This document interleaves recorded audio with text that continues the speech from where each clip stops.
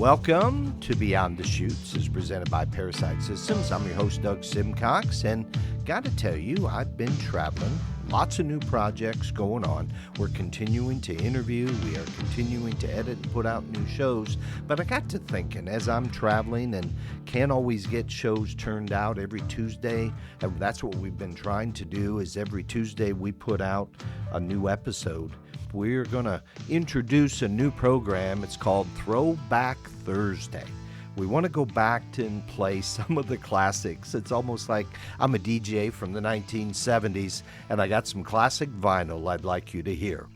The first episode that we're going to be putting out is really the one that started it all.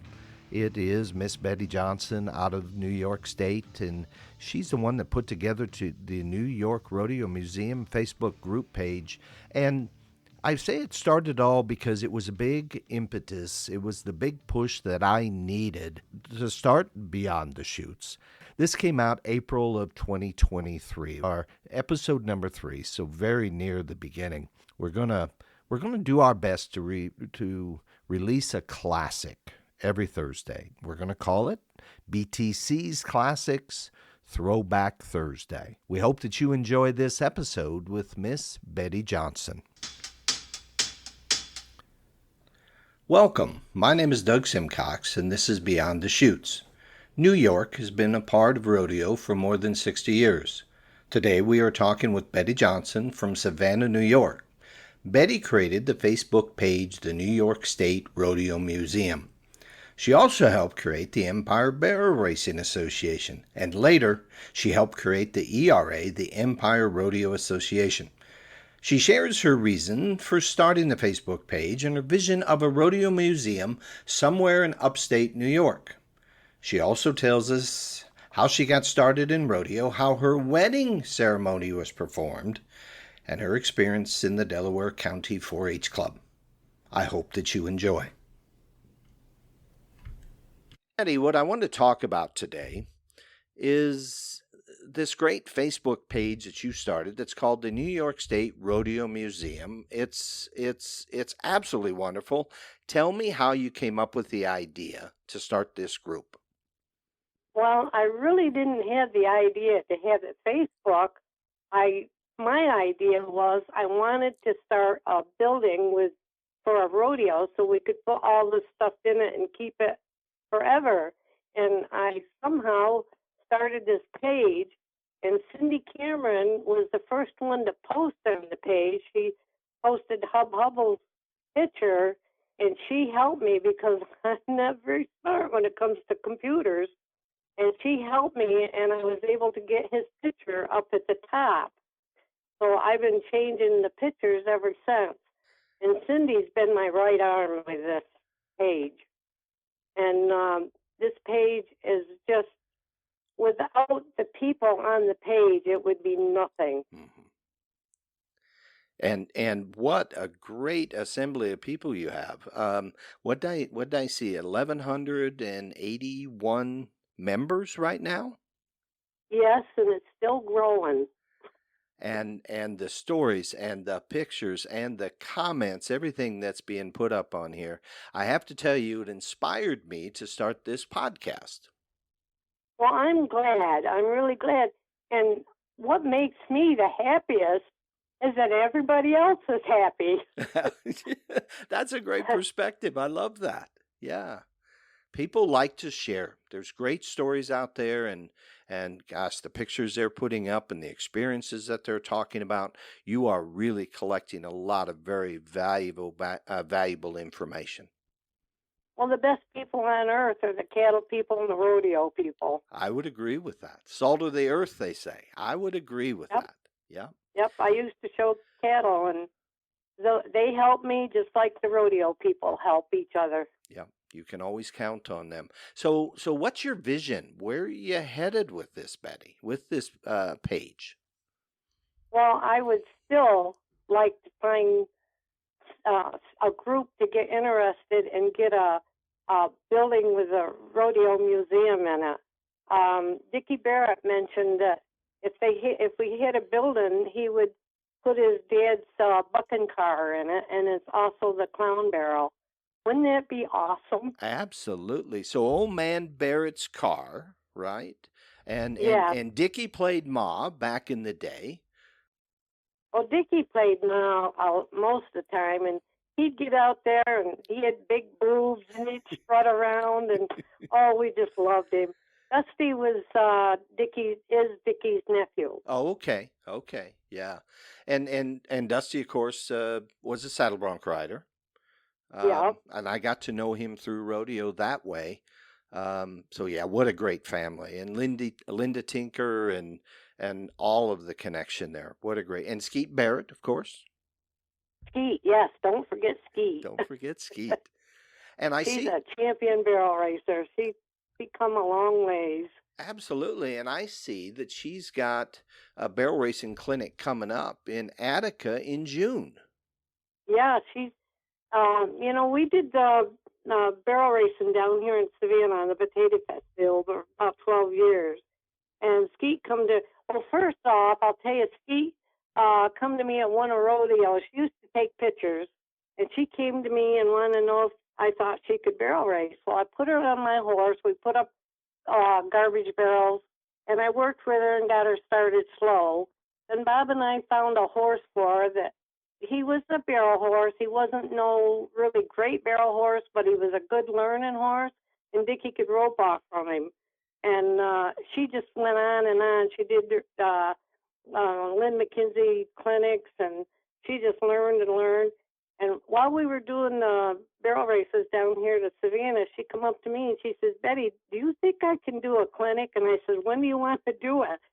And she gave me a date, and I had to call her, and I said, "Skeet, we got a problem." She says, I knew it, nobody's coming." I said, "Skeet, we need another page." She goes, Dickie. It was great. Well, And Skeet, she's awesome. she is She's awesome. awesome. Absolutely, absolutely. I can remember watching her run. Yep. So backing up just a little bit more, what got you interested in rodeo? Well, I got my first horse when I was 13, and my best friends, Ginger Alston and Teeny Brando, were the three of us that rode in town, and we were horse show people. There wasn't any rodeos around, and we were horse show people. So I bought this one mare, and she was a yearling, and she had racing blood in her. And I took her to a guy to work with her, and he said, I really think you ought to barrel race this horse. You'll never make a pleasure horse. So that's how I got into rodeo. And I was probably 19, 20 years old when I got into rodeo. Oh, okay. Had you on the horse showing side, had you run barrels and poles and that sort of thing? Oh, no, No. we didn't do that. Are No. you kidding me? So you were more on Western pleasure and equitation and stuff like that? Yeah, and trail classes, and yeah. Oh, we couldn't do that with our horses. How that changed. Yeah. And then you met a cowboy. Yep, Bob Johnson. Yeah. We met at a small, dinky little rodeo somewhere. They had it in the middle of the week at a little town, and Candy Harris introduced us. Then I went to Attica Rodeo, and he went to Attica Rodeo, and we started going together at Attica Rodeo. And then it was the next June, he and I got married at the Lima Rodeo on horseback. Yeah. So if I'm remembering right, you got married in 1965, you had said. I think that's right. So you met him at the 1964 Attica Rodeo. No. No? No, I met him at a little tiny rodeo, and I can't even remember the name of the town where it was. But we went to Attica Rodeo after that, and that's when we started going together. Then it got serious. Yeah. Then it got serious. Tell us about the Attica Rodeo in those early days. Well, we rode in all 5 performances. We stayed there from, let me see, we went there Friday night, Saturday, and Sunday. Friday night, Saturday 2 performances, Sunday 2 performances, and it was way late in the morning when you got home. Right. And they finally, I think, quit doing Sunday afternoon performances because it was pretty tough to get home. Yeah. And that's a lot of performances in a weekend. That's a lot going on. Yeah, but it was great. It was great doing those 5 runs, and we all stayed there, and we were just one great big family having a good time. Okay. And tell me about getting married at the Lima Rodeo. Well, Bob went out and tried to get a minister to marry us, and he couldn't find anybody to do it. So about 10 o'clock at night, Elsie Patterson says, "You're getting married here tomorrow?" And I said, "Well, we were planning on it, but can't find anybody to do it." She says, "You go up to my house and call my brother-in-law and tell him to get here and do it." And he was a justice of peace. And Bob and I both said, "Well, I guess we won't get married. He probably won't show up." But he did show up. He did. And he would not ride a horse. Okay. And somebody said, "Is this the first time you ever married anybody at a rodeo?" And he says, "This is the first time I married anybody, period." So it was fun. both you and Bob were on horseback. Yes. Oh my. Milt Harris was his what do you call it, best man, and Candy Harris was the maid of honor. Okay. And we were all on horseback. All on horseback. Okay. Yeah, and the poor justice of peace, he was a little bit nervous because he's standing down there looking at all these horses. That is pretty But cool. he did it. He did a good job. He did a good job, and you got married, and then got serious about rodeo. Then you started going. Now, you told me earlier that Bob, backing up before you met him, actually had taken steers to the very first Attica rodeo. Yep, he did, and that was long before I knew him. Mm-hmm. And then the horse you were talking about, the yearling, was that Baldy? No. No.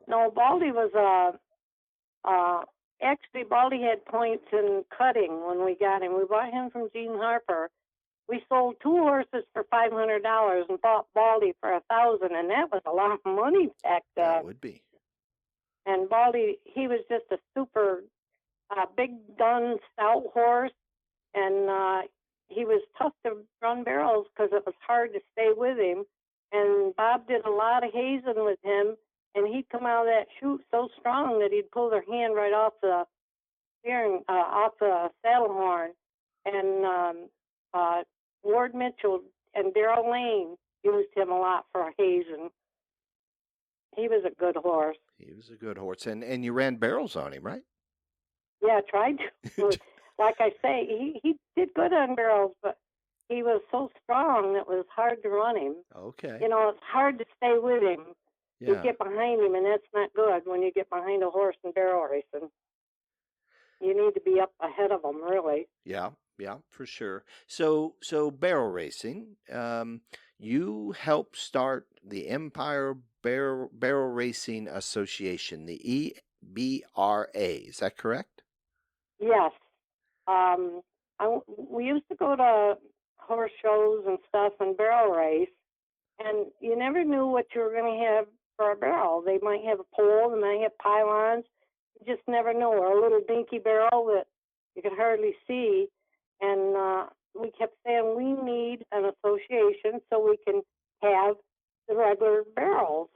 And I kept talking when I went to shows. And this one show, girl told me, I can't remember her name, but she told me, she said, "You get a hold of Candy Harris and you'll get an association." So my mom and I went up to State Fairgrounds, and they had roping and barrel racing up there. And we sat in the stands there, and right in front of us were these 3 girls.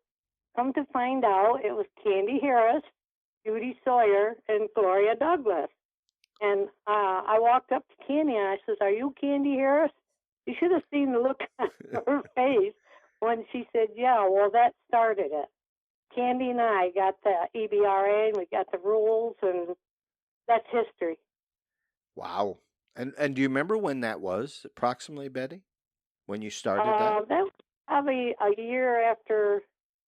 It was before Bob and I were married. Oh, wow. Okay.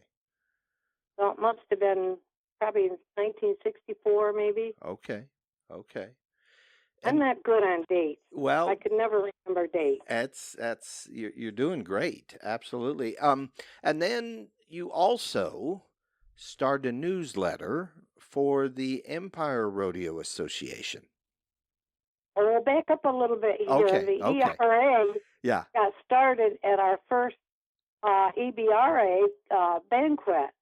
I got the guys downstairs, and I said, "You're going to start a rodeo association."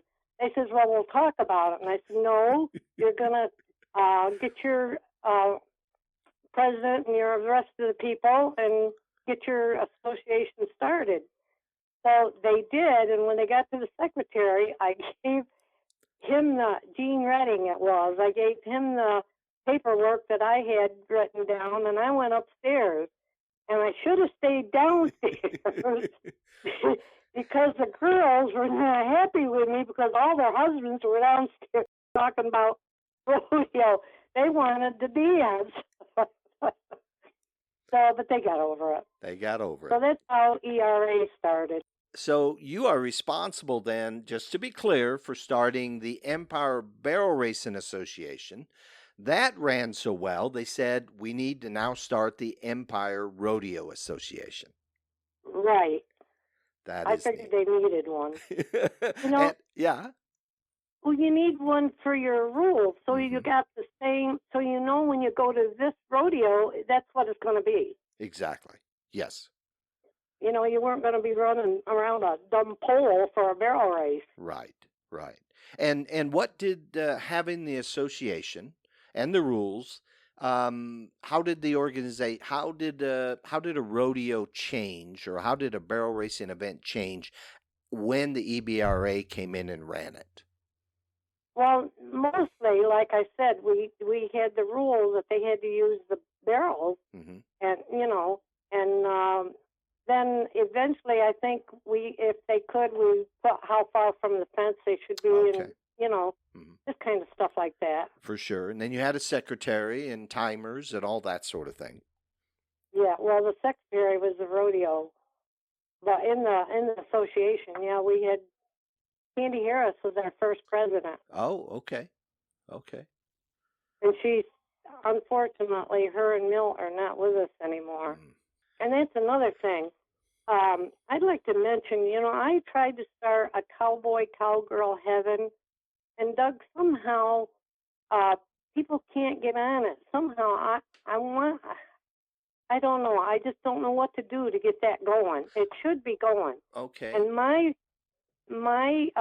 big thing with this page is that I didn't start at least 15 years ago. Because we've lost so many good people. For sure. So luckily we're capturing it now. Explain to me what Cowboy Cowgirl Heaven, what your vision of that is, Betty. Gone but not forgotten.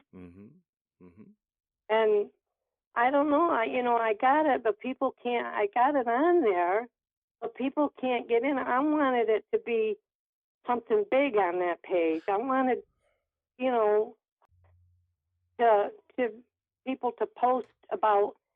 They have posted some, like Pete Material. Is that his name? He's on there. A picture of him, and things. Donna Whitney and Bud Fisher are on there, pictures of them. But people can't get on that page. Arlo Keogh, he's on there. But it's not what it's not what I wanted it to be. I wanted it to be so everybody could get on it. Okay, so I have to admit, this is the first time, and I'm looking at the page now, and I see the cowboy under the chats. I see the Cowboy Cowgirl Heaven chat. Is there? Okay, so maybe if we give a little bit of instruction and encourage people to participate, maybe we can get them into that section of your page. So Doug, try clicking on it. Cowboy Cowgirl Heaven. Try clicking on it and see if you can get in it. Join. There's people wrote to me and they can't get in it. All right, let me do that while I'm here. I clicked the join, and I believe I'm in the chat. Let's see, Joseph, Tammy, Joseph, Catherine, they've all posted something here. Yeah, if we go up, there is stuff in, absolutely, there's some stuff in the chat. So we'll put a call of action out there for our listeners to please go on the Facebook page. On the right-hand side, there's a chat box about a third of the way down, and it's called Cowboy Cowgirl Heaven. And please join that. Please join that. Now, is there any section where they can put pictures, maybe of these folks that have passed away that they'd like to remember? Can they put them anywhere? Yes. That's my intention of starting that. And if you click on it, do you have to be a member to be able to get in there? I mean, everybody's a member and they still can't get in there. Oh no, I'm able to get in, but it's a chat. Meaning, can you see where James Ross was? And he's got it tells all about him, and there's a picture of him. Not in the chat, no. In the Cowboy Cowgirl Heaven. Bud Fisher, All Around Cowboy. Is that? No, right at the top is James Ross. Okay. Kavanaugh. Let me go all the way to the top here. James Ross Kavanaugh, born in 1932 in Glendive, Montana. See, yes. You can get it. I can get it. Yes, absolutely. So we need to call action to all the members, 1,181 of you. Please go join this Cowgirl Heaven chat, and let's post up some pictures. Yes, and add to it. This is their history, right? This is the Rodeo Cowboys and Cowgirls of the state of New York. It's their history page. Yeah, let's put it up. Let's start to have some fun with this. I felt so bad because it didn't take off, and I thought that should be one of another big things on the page, because we got so many good people that aren't with us anymore. For sure. Yeah, absolutely. Yeah, I don't know. Let's see. I don't know if I should do something else to get it better, or I don't know. Well, I'm not too smart. Then what I'm going to do is I'm going to invite people to join the chat and give us some ideas on, is there a better way to pay tribute to these folks? Is there a better way to post them up? Perfect. Okay, all right. That's why we're having this conversation, and this is what I want. I want to be able to show and help this page grow. That's what we need to do, Betty. Okay. Well, I think this Behind the Chutes will help. Yes. That you're doing. Yes. I think this is a great thing that you're doing. Well, it kind of comes full circle. And what I mean by that, I said earlier that you inspired me to do the podcast. So last summer, actually, let me back up. It was actually last May, I went to Fort Worth to watch Dalen Swearingen compete at the PBR World Finals. And, of course, he wins, right? He wins the championship. Fard, New York, you're on the map. He wins the 2022 PBR World Championship. And I had an opportunity to sit down with Mike Swearingen, his uncle, and over a piece of pizza on Sunday evening, he started telling me stories. And I was asking, tell me about. And my goodness, he had great stories, has great stories. And I'm not recording it. And I'm sitting there thinking, I should be doing something here. I don't know if you do it on video. I don't know if I record him with my phone. Not sure what to do. Fast forward to last summer, I'm up in Leicester, New York, visiting Sam and Carrie Swearingen. My wife and I are up there, and it comes up again. We go out one evening to Sam's insurance agent. She's having a barbecue appreciation evening in downtown Attica. We go there, and all of a sudden I'm plugged back into the Attica community. We saw the Rautenstraws and Melanie and Jean and Becky, and it was like old times, plugging us back in. And I'm like, gosh, we should be collecting this. Said to my wife, we should be collecting this information, this story. These relationships are so important, and it's all because of rodeo that we get connected, and I got connected with these folks. So So when Absolutely. you post this up, when you create this New York State Rodeo Museum, and I discover it, I'm like, my goodness, that's the final step. And a few weeks ago, Mike Swearingen posted up a picture about him riding Buffalo Bill, the Bounty Bull, in Utica, New York, in 1990 for $1,000. I called him and said, "You got to tell me the story." And so I have on tape, I've collected that story, and that'll be one of the links we'll be putting up over the next week or so. That's Yeah. great. That's Yeah. great. And it's one story devolves to or connects to the next one, and we just had so much fun. Sam came to town for the PBR rodeo here, the event in Louisville last weekend, and we sat down and I heard stories I'd never heard, and I've known him for 30 years and Yep. taped Yep. every bit of it, Betty. Every bit of it. Yeah. Yep. So, Every cowboy's got a story or two or and 100. a few cowgirls have some stories. Absolutely. Like, the story of starting the ERA, for goodness sakes. That's a pretty Yep. cool deal. A lot of good girls Oh in my there. goodness. And it takes people doing what you're doing. And what I mean by that is stepping out, saying we got to do something, post it up to where the rest of us can get to. And it's amazing. As I said, almost 1,200 members, and it's only been up a month or 6 weeks, something like that. Something like that. Not too awful long, but I was so excited when I got 50 Yeah. members. I thought, wow. Can you imagine how I feel with all Absolutely. these? No, that is absolutely perfect. And I think getting some of the stories to go along with the pictures. Oh yeah, and they keep adding. Then now this new thing, Larry Yeah, Mahan, and I forget who posted it, and he says, I know he's not a New York State rodeo cowboy, but since he posted it, the rodeo cowboys have been posting how they met Larry and what they did with him, and so it's a New York page. Absolutely. It goes Absolutely. No, there's nothing wrong with it. Completely connected. Absolutely. I was talking to Sam, and he said Larry Mahan came to one of the very, very first rodeos that he produced. No kidding. Yeah, so there's connection all over the place. Absolutely. And so that ties in with it this certainly page. does. And what's interesting, and you're seeing this a lot of the pictures here, it's New York based from a cowboy standpoint, cowgirl standpoint, the events, the rodeos, that sort of thing. But you also see these guys traveling out and about. Whether it's Sam Swearingen winning the North America Rodeo Commission Saddle Bronc Riding Championship for 2 years.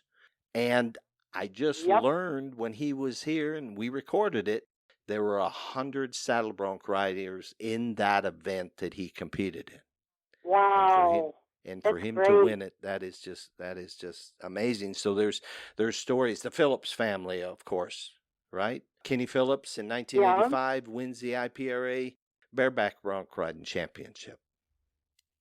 So New York cowboys, cowgirls out in the world doing pretty amazing things, and that's how you get connected with the Larry Mahan.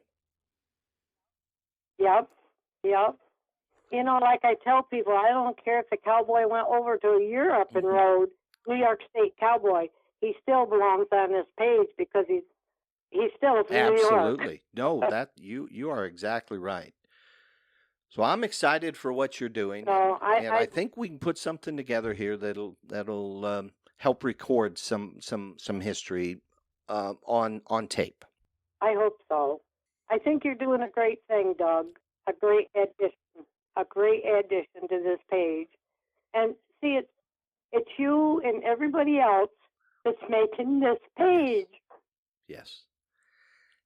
It's the rodeo community doing what they do best, which is coming together. Yeah. Yes. I was just a dummy that fell and started. Well, we all need leaders that we can follow, Betty. Well, I don't know if I'm a leader. I just kind of fell Well, into this. you put it up there and said, "I've got an idea, and let me take a chance and put it out there." And I would say the response so far has been great, absolutely great. Well, I still, Doug, my main goal was to get a building so we can preserve this Okay. stuff. Well, let's.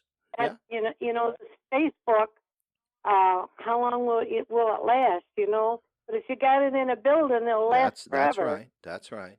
Well, let's. That's Well, let's ask this of our members. If anyone is interested in forming a committee or has some ideas about how to start the New York State Rodeo Museum building, let's start to comment on the Facebook page here. Well, my friend, I got my best friend that I grew up with. She's done, and she knows how to write them. Oh, knows how to write the grants. Yes, that's The it. grants. See, it takes more than one to put all this together. Yeah. Well, when you get old, you forget. Well, there's a lot going on. There just is. She wrote to me, and she told me what all she had to do, and she said she'd do, if she could, she would write a grant for us. Oh, that is so excellent. So we got somebody that maybe can find us some money. So we need some folks to help us start to move things forward, how to put a plan together. Yep. Okay. And I can't do it. Okay. Well, now that's not completely true. You started the EBRA, you started the ERA. I think you started this Facebook page. I'd say you're pretty good at getting things going. Well, I hope we can. But you need some help. Yes, lots of help. Lots of help. So we need some volunteers to help us collect the memorabilia. You said that it's possibility of maybe getting Dickie Barrett's clown car. Yes, the bucking car. The bucking car barrel. and the barrel. Okay. Well, that's yeah. And it should be there for people to see. Forever. Absolutely. And you've got great pictures on this webpage, or on your Facebook page, I should say, that could be printed off and put up on the walls. And I know cowboys and cowgirls, as they win these buckles and these saddles, they have more than they ever use. So wouldn't that be neat to have an all-around buckle maybe from 1980, or an all-around saddle maybe from the APRA, and maybe 1987 or something like that. Wouldn't that be neat to have on display? And if you had a rodeo building, they would donate it. I think so. I know so. Okay. They're rodeo people. Well, I was out. Go ahead. I think with this page, if Ginger ever starts to write a grant, this page will help. It'll show people what we got. We're serious about this. Absolutely. Call to action. This is what we do on podcasts. We need more stuff posted up. Dig through your files. Stuff. Get your pictures posted up. Keep coming. And if you are interested in helping Betty start the New York State Rodeo Museum building, location to be determined. But it sounds like we have access to somebody that can help us raise through grants, help us raise some money to maybe get this up off the ground. Maybe if we got some land, she could get a grant for us to build a building. That's what I'm thinking. I'm not sure. Okay. Did you have a town or an area in place? An idea? Not really, because I don't know. You got to have it somewhere where there's tourists. Yeah. Yeah. I don't know. Okay. Well, you're in the Finger Lakes region. There's a lot of tourists come to town. Well, we never really had that many rodeos here, but I don't know if that would make a difference. Well, maybe we need to consider Attica. Or up by where Sam lives, they got the lake thing going up there. Okay. Lester up there in that Lester. area. Okay. Because don't they have we've been there trail riding. They got the falls and stuff that people go to the park or something. People go to see. Mount Morris, up by Mount Morris. Yeah. What is it? What's the slogan on? I've been up there a couple times. What's it say? Best town by a damn sight. I'm not swearing, That's what it says on the town sign as you roll in. Oh, the dam, the DAM. water going over. Yes. Oh, gotcha. Gotcha now. Yep. So, yeah. So, yeah. What is that called? Either there or Attica's a good place, but I don't think there's as many tourists come to Attica as they do up there where Mike and Sam are. Okay. So that's another question to the listeners. Where do you think would be a great location for this museum in New York? Where do you think it would be? Upstate? Would that be best? What east, west? What are you thinking? So let's see if we get some responses. Well, you know what they say: location, location, location. That's exactly right. That's exactly right. All right. That's my thoughts, anyway. Okay. Well, I like that thought. I like that thought. Earlier, you told me a story. Maybe we'll end with this today. You told me a story about living in Delaware County, and you were a member of the 4-H. Yep. And what's the 4-H's? The 4 clovers. Let's see. I pledge my head to clear thinking. Oh, head, yeah. My heart to greater loyalty. My hands to larger service. My health. My health for better living. For my club, my community, my country, and my world. I don't know. You know, in the old days, I'd have had to run down to the library to find this, but with Google, you can find absolutely anything. Well, I should know it because we used, every time we had a meeting, we had to do that. Absolutely. Yes, for sure, for sure. So you were asked at in your 4-H club in Delaware County, you were asked to talk publicly. Was this the first time you spoke publicly? I don't think so. I don't know. I don't remember. Okay. Just going back, Doug. Yeah. We down there in Delaware County. We were one of the first horse clubs in the 4-H. Oh, really? Okay. Yeah. Okay. So now you can go back to speaking. So what were you asked to speak about? Do you remember? Yeah, they had a big Delaware County meeting, parents and the kids. The gym was full of people. And when I got there, the 4-H county agent come up to me and he says, "You're going to give a talk today." And I said, "Well, what am I going to talk about?" And he says, the difference between the county fair and the state fair. So I got up there and I gave my talk, and I looked at the county agent, and I was talking to him, and I gave my talk, and after I got done, this English teacher come up, and she said, "You gave a great talk. Your English wasn't the best, but it took a back seat because your talk was so good." And she says, "You must have had a lot of notes." And I had 2 words, county fair and state fair. She couldn't believe it. Well, that is a neat story. I love that. Absolutely. But Doug, when you live something, you can talk about it. Absolutely. The knowledge and the pride and the passion, all of that comes forth for sure. That's absolutely what I pick up. The big difference between the county fair and the state fair was at the county fair we slept in tents, and at the state fair we slept in a building. Oh, okay. That was the biggest difference? That was the biggest thing. That's a pretty big difference. It is. Yeah, it was different. Yeah. It was really different. Now, Delaware County Fair is one of the biggest fairs in New York State now. Okay. In fact, Delaware County, when I was a kid, was the second largest dairy county in New York State. Really? Okay. I don't think it is anymore, but back then everybody had 25 cows. Okay. So everybody was milking up there. Yeah, there was a dairy farmer every place. Okay. All over.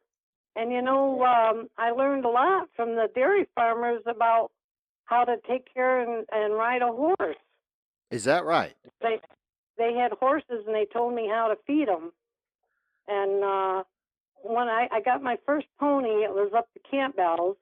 I went up there, and they had a pasture full of ponies that hadn't been handled or anything. Mm-hmm. And when I got there, myself, Jim, we got the ponies out, and we started training them. And his dad made us take our time. For 2 weeks, we could not take those ponies out of a walk. Okay. You know how hard that is when you're a kid? Yeah. Yeah. You want to And the go. second, at the third week, we could trot them. And I Okay. think we could trot for 2 weeks before we could lope them. Oh, wow. And it was hard to do, but if we didn't do it, we'd lost our chance to ride. Oh, my goodness. Okay. So that was your first adventure in horse Yep. training. And it was the best thing I ever learned, training a horse. Yeah. Take your time. And how old were you then, Betty? I was 12, and then my mom bought one pony that I trained when I was 13. Yeah. And I spent all my time with my pony. Oh, that is excellent. Ginger, Teeny, and I, we went riding. Teeny was older, and she had a car, and she used to take us down to the Unadilla, to the horse sale. Yeah. Yeah. And one night, Ginger and I got to ride. One guy asked us if we'd ride his horses in the horse sale. Whoa, was that a big deal? Yeah. Ride him through the ring. Yep. And we were just kids, 14, 13. That So is many neat. stories. Oh, I So know. many stories. And everybody has them. everybody has them, and we want to get as many of those stories recorded so we can get them out there for folks to share. Absolutely. Okay. Absolutely. So, any final thoughts? Anything before we say goodbye for the day, Betty? I guess we pretty well covered everything, Doug. The big thing, I think it's just great what you're doing, and you're going to get out there, and we're just going to get this page better. I don't know how we can get it better, but we are. We certainly will. We certainly will. And the way we get it better is the way all of our members are already engaged in putting stuff up and keeping it interesting. That's and the memories that roll around, one connects to another. It's crazy. When I was announcing, I can remember talking about to the rodeo fans on the microphone that rodeo's a lot about memories. So every run, every ride, the applause of the crowd, just the experience is what goes down and what gets recorded.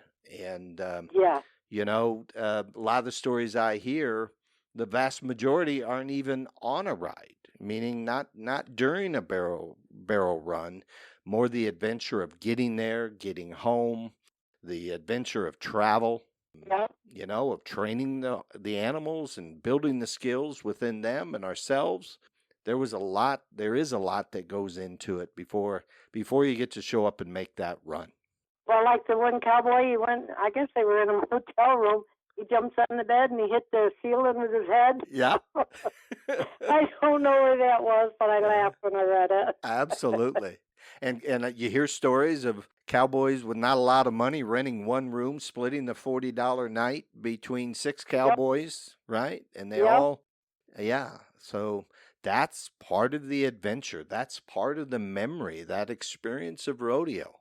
Well, we had a van, and we had with a mattress we could put down, and we had people crawling in there at night and sleeping. Absolutely. Yeah. We didn't care. No, that's for sure. No, it's a great big community, and that's what's being shown on your Facebook page, that rodeo is a community. Yep. Cool. Well, there's more stories to tell, but I think that's enough for today, Betty. So yeah, I think it's been long enough. We've been an hour. Well, yeah, about. But we will keep thinking of subjects, you and I, and let's keep recording them. Okay, Doug. Okay. And again, thank you so much for doing this. This is Beyond the Chutes, where we discuss New York rodeo, the people, and the places that they take us. I really, really enjoyed my conversation with Betty. She's very dedicated to helping us preserve our New York State rodeo history. I encourage you each to visit and become a member of Betty Johnson's New York Rodeo Museum Facebook page, where there's lots of great photos, comments, and memories. Betty reminds us that she would like the Cowboy and Cowgirl Heaven Chat section to be more active. Another great way to pay tribute to those that blazed the trail for rodeo in New York.